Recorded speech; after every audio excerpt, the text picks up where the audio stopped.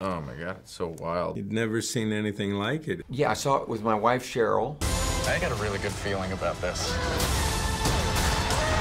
Can you tell me about your first memories of the first time you saw a Star Wars film? I was, I think, 5, and I watched them on VHS at a friend's house, and I had all the toys and the lightsaber and everything. I was a little kid. I was 6 or 7, and I'd heard about this film. I'd been directed by George Lucas 5 years earlier.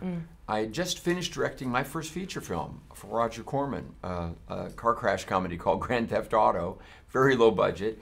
Yeah, I was a little bit older than her slightly, but I was alive at the time that first one came out, believe it or not. And I must say, it was all the rage. Everybody was talking about it. And I remember going to the theater and just being like, oh my God, this is so cool. So cool. And I went Saturday morning to a 10 o'clock show to see it at the Chinese Theater on Hollywood Boulevard. And went in, loved it. Cheryl loved it. We were blown away and even moved by it. You know, it just transported us. We left. There were these long lines to see it again. And I just said, babe, do you want to see it again? And she said, absolutely.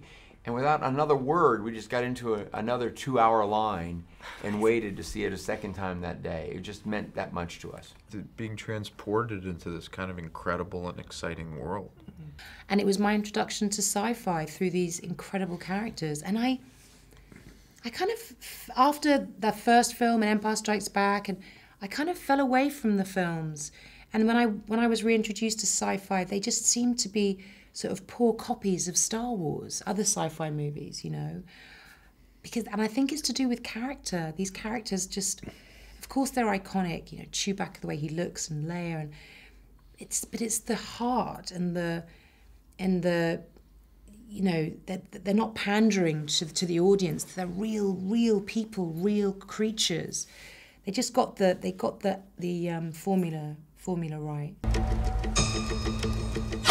You're after something. Is it revenge?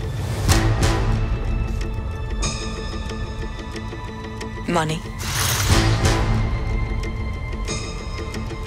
Or is it something else?